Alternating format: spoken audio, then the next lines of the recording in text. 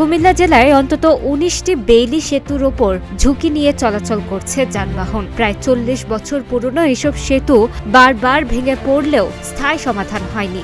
অনেক সেতুতে ওজন সীমা থাকলেও ভারী যান চলাচল করছে, ফলে দোয়ার উপরেই নির্ভর করছে এলাকাবাসী। সেতুতে উঠতেই দোয়া কালাম পরে করছে সেতু পারাপার। কিছুদিন আগে আপনার যে স্টিলের পাত দিয়ে গেছে, এই দিয়ে মনে করেন যে গাঁজাখুর বাবর হেরাডি স্টিলের পাত খোয়া নিছে, এটা আমরা অনেক ঝুঁকিপূর্ণ। একটা গাড়ি উঠলে বা আপনি জাকি খাইলে আমরা গাড়ি সকর থরথর করে ব্রিজ সকর কাঁপে, এটা আসলে অনেকটা ঝুঁকিপূর্ণ। পরিবারের সামনে একটা ব্রিজ, আজকে এক দেড় বছর আগে ব্রিজটা ভাঙা গেছে, মানুষ সকর আহত হয়েছে। আসলে এই ব্রিজগুলো আমাদের অনেকটা ঝুঁকিপূর্ণ। এই ব্রিজ আমরা ডালার ব্রিজ হইলে আমাদের জন্য অনেকটাই সুবিধা হয়, কেন এই ব্রিজ নিরাপত্তা না তাদের জন্য ভালো, সবার যাত্রীর জন্য ভালো। আমাদের গাড়ি চলে আমরা অনেক ঝুঁকিপূর্ণ। একটা গাড়ি ব্রেক দিলে ব্রিজ সরকার কাঁপে, যে কোনো মুহূর্তে ব্রিজ ভেঙে যেতে পারে। লুট গাড়ি উঠে, সিমেন্টের গাড়ি, ইটের গাড়ি আসে, আর ব্রিজে আসে এই ব্রেক দেয় দিলে আপনার পুরো ব্রিজ সরকার ঝুঁকি মারে।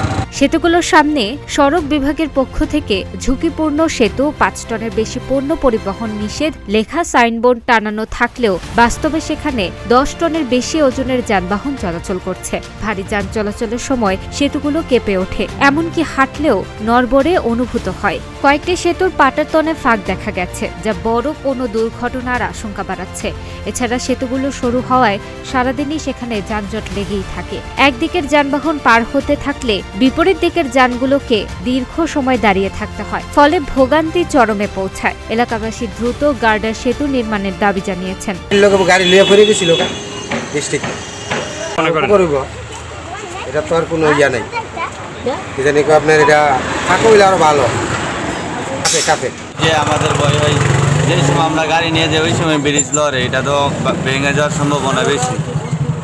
আর এখান থেকে মনে হয় আমরা গাড়ি নিয়ে ডরে বেশিরভাগ গাড়ি না, আমরা ওই সাইডে থাকি, ব্রিজের ওই সাইডে, এই সাইডে বেশিরভাগ গাড়ি না।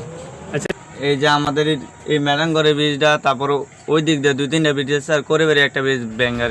এ বিষয়ে কুমিল্লা সড়ক বিভাগের নির্বাহী প্রকৌশলী খন্দকার গোলাম মোস্তফা বলেন, বেইলি সেতুগুলো ধীরে ধীরে গার্ডার সেতুতে রূপান্তরিত হবে। ইতোমধ্যে ইলিয়টগঞ্জ মুরাদনগর সড়কে ২টি বেইলি সেতুকে গার্ডার সেতুতে রূপান্তরের কাজ শুরু হয়েছে।